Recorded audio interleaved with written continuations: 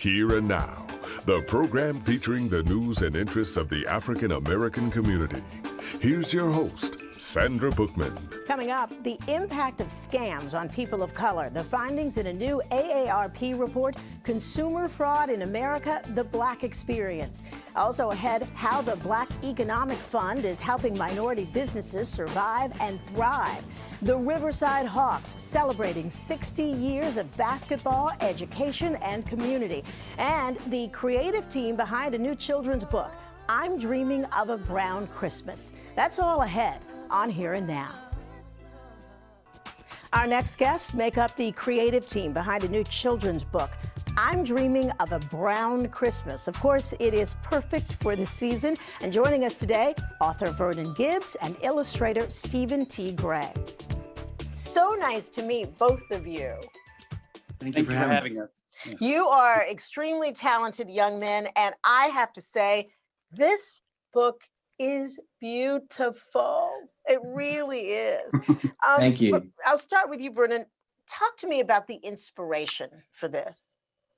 Well, Steve was the one who really came up with the concept around, around Christmas and kind of this reimagining of the song White Christmas, but kind of looking at the beautiful brown images that you see in there. He put all the, I helped him with the writing, but he did, all the art and he put it together. So he's super talented. So I can let him talk a little bit about kind of where he came from when he put the idea together. Spoken like a loving cousin, huh? they are cousins, if I didn't mention first that. cousins. So Stephen, talk to me a little bit about why you thought this would be a perfect idea. Okay, sure. Well, I've always loved classic Christmas songs like, It's That Time of Year and White Christmas and all those songs. And whenever I would hear those songs, they were usually associated with videos or television programs or movies that didn't really show our people. We didn't, we didn't see ourselves in there. And so I always carried around this feeling like we were being excluded from that. And I said, well, we have those same experiences. We have dinners and family and presents and all the trappings of holiday, but I felt like we were excluded. So I kind of always carried that around with me. And in the back of my mind, I was like, I want my children to know, and I want my children to see us represented and all that. And one day I was in the shower and I said, well, what if I was to rewrite the lyrics to White Christmas? So I'm in the shower and I'm just rewriting the lyrics. So instead of saying, just like the ones I used to know, I started saying, well, I'm dreaming of a brown Christmas with every lit brownstone window. And I just kind of spiraled from there. And the lyrics to the song came, and then the book came after that. Okay. And this isn't your first collaboration, I should mention, right? You've collaborated. No. Yeah. The fruit book. Listen to me. Yes. Yes. When good fruit goes bad, it's which I love. Thank you.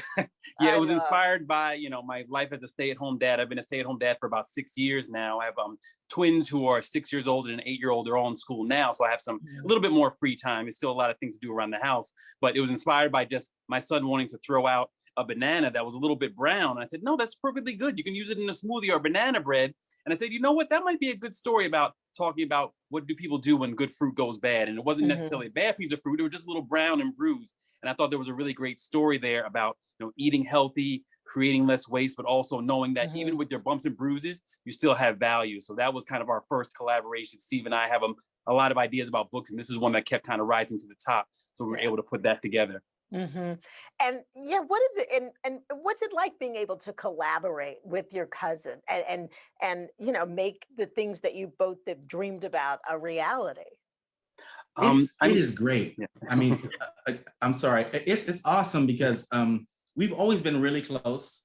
Our mothers are sisters, so we're first cousins. Okay. So we've always done pretty much everything together. When I lived there, we would go to amusement parks and all these things together. And I've always known that we had talents that we kind of weren't really using, I guess. Yeah. And I said, wow, what if we could work together? You always hear people say, oh, you can't really work with family or you can't really work with close friends. But I was like, I beg to differ, because he has a great sense of humor. We have the same kind of sense of humor. I have a lot of respect for him as a dad and as a person. And so we just get along really well together. We just work well together. And you want to add to that, Vernon?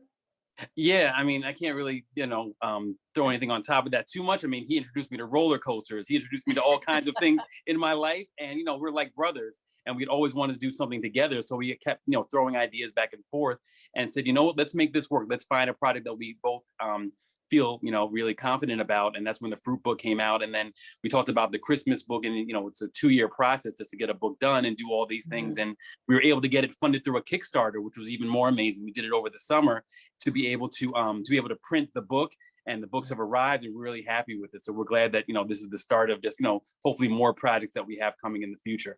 And I told you before this interview started just how beautiful these illustrations are. Stephen, describe for me a little bit about, when you sat down to figure out how to, bring this story to life, what was in your head that you wanted these illustrations to look like and feel like? I definitely had an idea that I wanted it to feel like when you open the book, you read the book and you see the faces of the people that they seem like people you may know. They maybe they don't look like them, but they look like someone you may know. And I've always been into art and illustration. I went to art and design high school when I was, a kid. And I kind of always wanted to use my art in some way, shape, or form.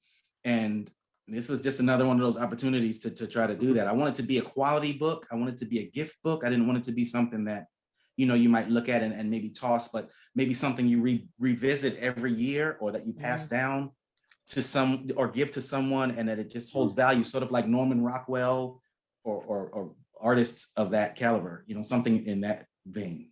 It is a beautiful book, and I think you achieved your objective because the pictures do look like somebody that you would know. I mean, I see myself in them. And I think one of you mentioned early on that you didn't always see that when you see, Christmas images of Christmas. You don't see us often enough. Right.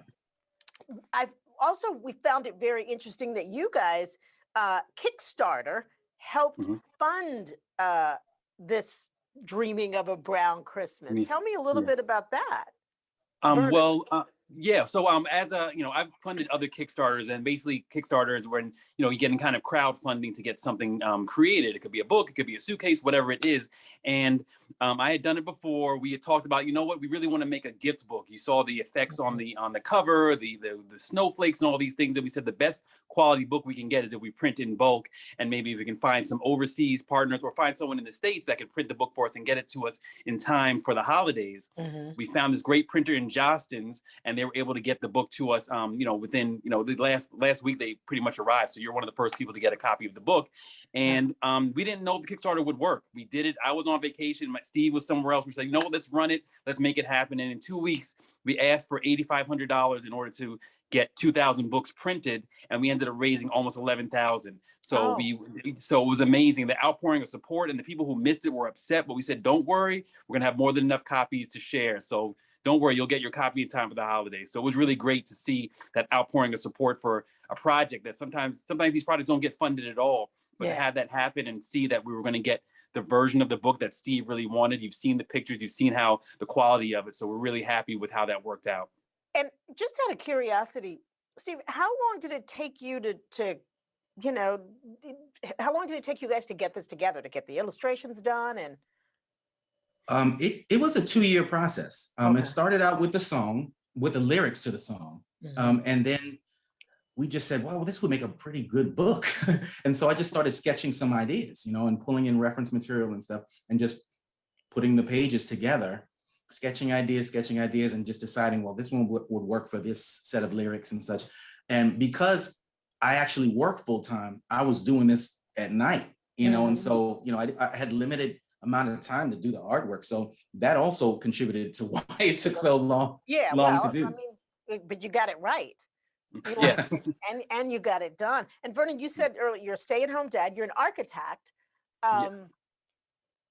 So is this that you just didn't have enough to do while you're at home? So you had to find something else to do. Did you imagine that you'd be doing these kinds of projects? And I didn't. When I first started to be a stay-at-home dad, I just wanted to be a positive, role model for my kids. Show that a father could be in the home and kind of in that being that non-traditional role. And then I started doing some writing. My father is a writer. He used to Vernon Gibbs Sr. He was a writer for Arista. He did Billboard, Ebony. He did, he worked in the music business for years. So I didn't realize I even liked to write. So I started doing some writing on my own for my blog, and then that turned into a post that I did for the Washington Post about miscarriages from a father's perspective. And I said, you know what, I enjoy writing. Let's talk about, just do more things around writing. And I always want to do kids' books. I said, you know what, I like to draw. I have 3 kids. They can give me some ideas. And, Steve and I just started kind of working on these projects and seeing that there was something really there that we enjoyed working on together. And again, we collaborate really well. So I think it works. It's worked out really well. And now we have 2 books under our belt with more kind of that we're looking at. And who knows what the future holds, but we're just so happy to get this done in time for the holidays. And we didn't rush it. We really thought, let's try to get it out last year. And I said, you know what, let's take our time with it. Christmas, we're going to have many Christmases to go. So let's make sure we get it right. And I think hopefully the quality shows. The quality definitely shows. You guys have gotten it right. So tell me where we can find I'm Dreaming of a Brown Christmas as I hold up my copy. Yes. Well, if you go to cuzzosmedia.com, that's our website. You can follow all the information about how to buy it on Amazon, how to buy it through our Shopify store.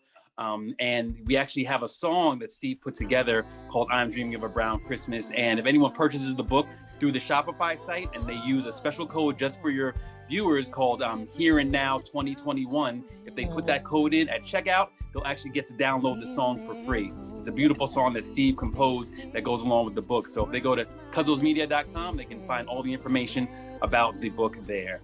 Okay. You guys are terrific. Cuzzosmedia.com. You get a book, you get a song, you get these beautiful illustrations. I was saying to Tracy earlier, my show producer, that these illustrations are so beautiful, they should be Christmas cards. Oh, those are wow, great idea. So funny you said that, Steve. Yeah. Funny you said that.